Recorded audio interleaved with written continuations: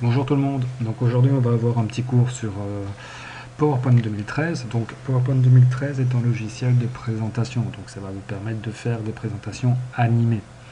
Donc c'est très pratique pour illustrer vos propos. Donc ici nous avons, comme dans les autres produits Office, des rubans.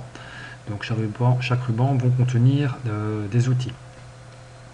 Ensuite, ici à gauche, on a ce qu'on appelle le volet des slides. Donc c'est ici qu'on va fabriquer notre diaporama.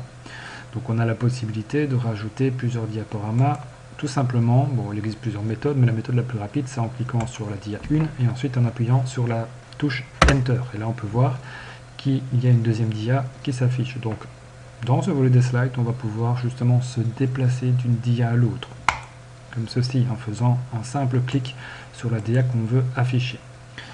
Donc, ici, nous avons le plan de travail, donc c'est ici qu'on va composer la dia. Donc on va voir comment on peut changer les dispositions d'une dia. Donc là par défaut, c'est quoi une disposition d'abord? Donc ce sont des zones dans lesquelles on va pouvoir écrire ou ajouter des images. Donc ici on peut voir, c'est ma première dia, j'en ai deux. Donc j'ai cliqué pour ajouter un titre et puis j'ai cliqué pour ajouter un sous-titre. En dehors de ceci, je n'ai pas la possibilité d'écrire. Okay, je suis obligé de cliquer dans les zones et puis le texte s'efface pour laisser place justement au texte que je vais écrire. Donc, première dia. Voilà, par exemple. Pour valider, j'appuie pas sur Enter parce qu'en appuyant sur Enter, il me l'amène au paragraphe suivant. Mais je vais cliquer en dehors de la zone d'écriture. Donc, on va voir comment on peut justement changer cette disposition.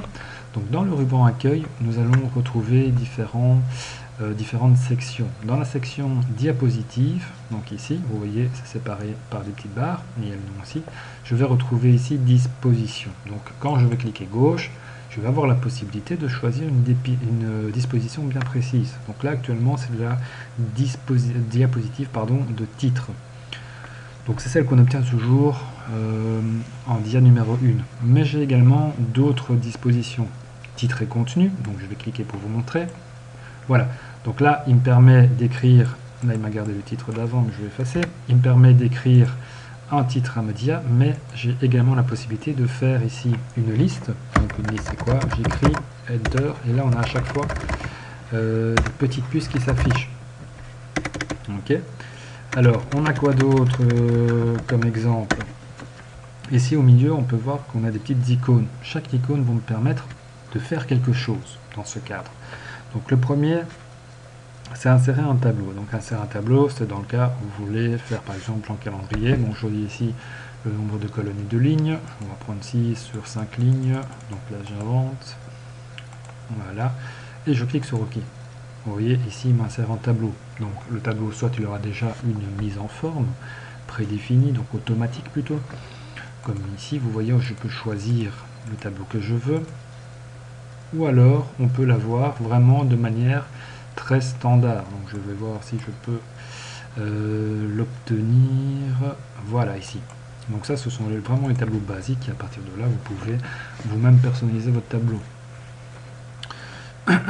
Alors, qu'est-ce qu'on a d'autre? Nous avons, hop, donc je reviens en arrière, nous avons ici ceci, donc ça me permet d'insérer un graphique, donc je vous montre vite fait.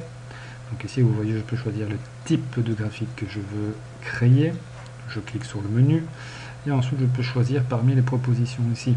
Donc je prends par exemple celui-là, je clique sur OK, et il insère un graphique que je pourrais personnaliser par la suite. D'ailleurs, avec les graphiques, vous pouvez voir, ici il m'affiche une mini-feuille Excel.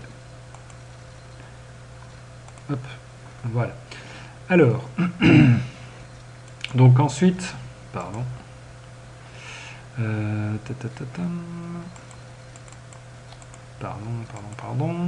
Donc ensuite nous avons, je vais effacer ceci. Ensuite nous avons d'autres possibilités qui ne s'affichent pas, donc je vais réafficher la disposition. Voilà, ça sera plus simple. Donc nous avons également la possibilité d'afficher des smart tabs. Des smart tabs, ce sont des petites hiérarchisations, soit au niveau du boulot, le patron, les assistants, etc. Et on a moyen de le mettre sous forme de schéma.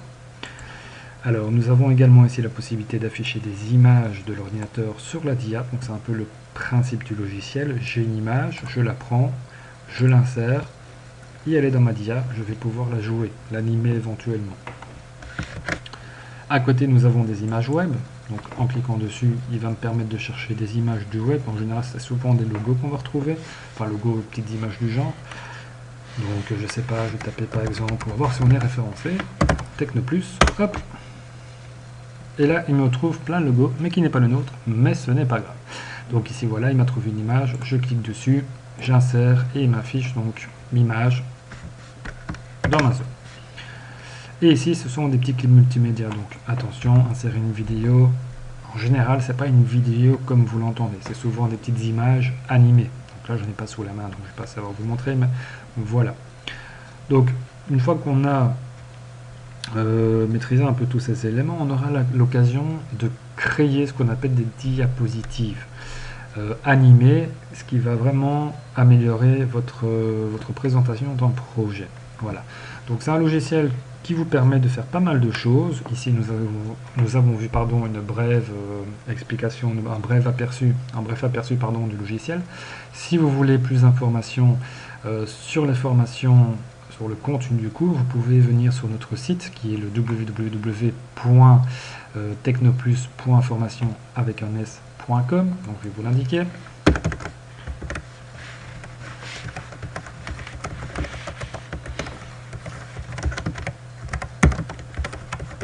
.com. Voilà. Vous pouvez venir sur le site, il y a une zone contact où vous nous posez vos questions, on vous y répondra. Sinon, il y a aussi notre numéro de téléphone auquel vous pouvez appeler. Ou sinon, vous pouvez venir sur place, rue des Champs 67, 1040, Etterbeek à Bruxelles. Merci, au revoir.